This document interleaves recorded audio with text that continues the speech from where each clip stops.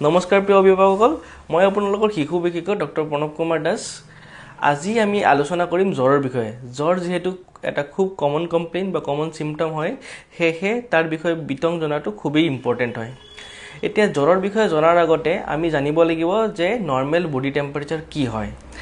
Normal body temperature যদি axilla বা কাকলতিৰ তলত বা আণ্ডাৰআৰ্মত মেজাৰ কৰোঁ, তেতিয়াহ'লে 37.5 ডিগ্ৰী চেলচিয়াছ, কৈছোঁ, ডিগ্ৰী চেলচিয়াছতকৈ যদি বেছি হয় বা 99.5 ডিগ্ৰী ফেৰেনহাইটতকৈ যদি বেছি হয়, ফেৰেনহাইটতকৈ যদি বেছি হয়, তেতিয়াহ'লে তাক জ্বৰ বুলি কোৱা হয়। এতিয়া কথা হৈছে আমি টেম্পাৰেচাৰটো মেজাৰ কেনেকৈ কৰিম। টেম্পাৰেচাৰ মেজাৰ কৰিবলৈ সকলোতকৈ সহজ উপায় হৈছে ডিজিটেল থাৰ্মোমিটাৰ। আপোনালোকে এটা ডিজিটেল থাৰ্মোমিটাৰ লৈ কাকলতিৰ তলত স্কিনৰ কণ্টেক্টত ভিতৰৰ পৰা কাপোৰৰ তলত এনেকুৱা হ'লে নহ'ব, এনেকৈ থ'ব লাগিব। এনেকৈ 2 মিনিট থ'ব লাগিব। 2 মিনিট থোৱাৰ পিছত এটা বিপিং চাউণ্ড আহিব। বিপিং চাউণ্ড অহাৰ পিছত এটা টেম্পাৰেচাৰ ডিছপ্লে হ'ব। সেই টেম্পাৰেচাৰটোৱে বডি টেম্পাৰেচাৰ বুলি ধৰিব লাগিব। জ্বৰ এটা চিম্পটম হয়, বেমাৰ নহয়। জ্বৰৰ জৰিয়তে আমাৰ বডিয়ে বিভিন্ন ধৰণৰ ইনফেকশ্যনছ বা নন ইনফেকচিয়াছ পেথলজিৰ সৈতে যুঁজ দিয়ে। ই এটা প্ৰটেক্টিভ ইমিউন ৰেছপন্স বুলি ধৰা যায়। ইনফেকশ্যনছ যেনে ভাইৰাছ, বেক্টেৰিয়া, প্ৰটজোৱা ইত্যাদিৰ কাৰণে হ'ব পাৰে। নন ইনফেকচিয়াছ পেথলজিসমূহৰ ভিতৰত এটা হৈছে ডিহাইড্ৰেশ্যন, দ্বিতীয়টো হৈছে আৰ্টিকেৰিয়া বা এলাৰ্জি, তৃতীয়তে হৈছে অটোইমিউন কিছুমান বেমাৰ ইত্যাদি। জ্বৰ আমাৰ বডিৰ কাৰণে ভাল নে বেয়া? জ্বৰ আমাৰ বডিৰ কাৰণে ভালো হ'ব পাৰে বা বেয়াও হ'ব পাৰে। মই ভাল বুলি কিয় কৈছোঁ? কাৰণটো হৈছে যে জ্বৰৰ জৰিয়তে আমাৰ বডিয়ে টেম্পাৰেচাৰ বঢ়াই দিয়ে আৰু সেই টেম্পাৰেচাৰ বঢ়োৱাৰ ফলত জ্বৰৰ জৰিয়তে ইনফেকশ্যনৰ সৈতে যুঁজ দিব সহায় হয়। আৰু দ্বিতীয়তে হৈছে যে জ্বৰ হোৱাৰ লগে লগে আমি গম পাওঁ যে আমাৰ বডিত সকলো প্ৰচেছকেইটা ঠিকমতে চলা নাই, কিবা এটা গণ্ডগোল হৈ আছে। যদি জ্বৰ নহ'লহেঁতেন তেতিয়াহ'লে আমি গম নাপালোহেঁতেন যে আমাৰ বডিত ইনফেকশ্যন বা নন ইনফেকচিয়াছ পেথলজি কিবা চলি আছে। জ্বৰ বেয়া হ'ব পাৰে কিছুমান শিশুসকলৰ বাবে। প্ৰথমতে হৈছে যদি নৱজাতক হয় বা 3 মাহতকৈ তলৰ শিশুসকলৰ বাবে।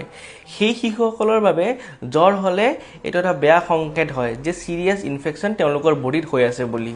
দ্বিতীয়তে যদি জ্বৰৰ লগত ফেব্ৰাইল চিজাৰ থাকে, সেই শিশুসকলৰ বাবে এইটো বেয়া হয়। তৃতীয়তে যদি ইমিউনো কম্প্ৰমাইজড শিশু থাকে, যেনে ষ্টেৰইডৰ ওপৰত আছে, অটোইমিউন কিছুমান কণ্ডিশ্যনছ বা নেফ্ৰটিক চিণ্ড্ৰম বা কিবা কেঞ্চাৰৰ ট্ৰিটমেণ্ট লৈ আছে। মেল নিউট্ৰিশ্যন বা যদি ওজন কম থাকে আৰু সেই কণ্ডিশ্যনত যদি শিশুৰ জ্বৰ হয়, সেইটোও বেয়া বুলি ধৰা হয়।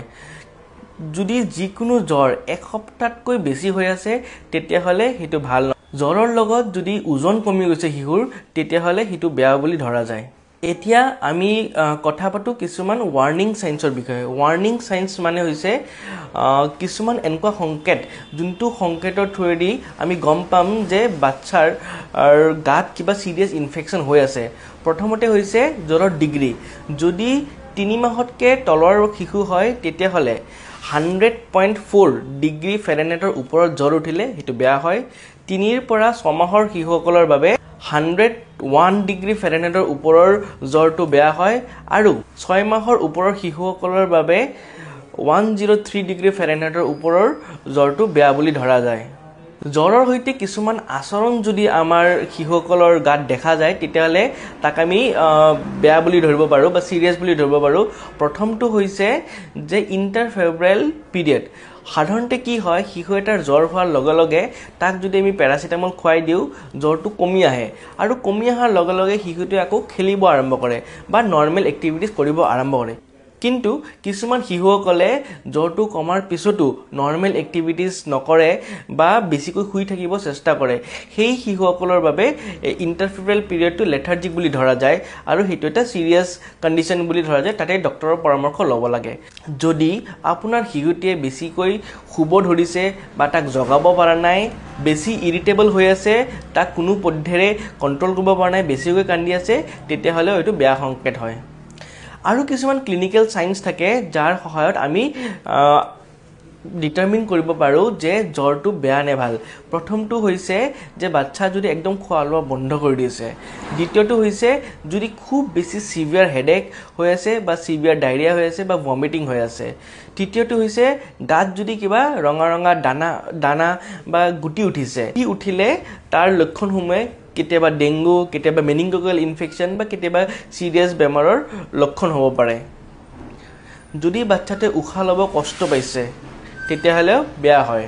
শেষত হৈছে যদি শিশুতে ডিঙিটো লৰাব পৰা নাই, ডিঙি লৰাব পৰা নাই বা ভাঁজ কৰিব পৰা নাই, ষ্টিফ নেক হৈ আছে, সেই কণ্ডিশ্যনবোৰতো মেনিনজাইটিছ হ'ব পাৰে। আৰু যদি কোনোবা এটা লিম্ব ধৰক হাত বা ভৰি হ'ল তাৰে গাঁঠিবোৰ ফুলিছে, জইণ্ট ফুলিছে বা জইণ্টটো লৰা চৰা কৰিব অসুবিধা পাইছে, তেতিয়াহ'লেও এইটো জ্বৰৰ এটা বেয়া লক্ষণ বুলি ধৰা যায়। ধন্যবাদ।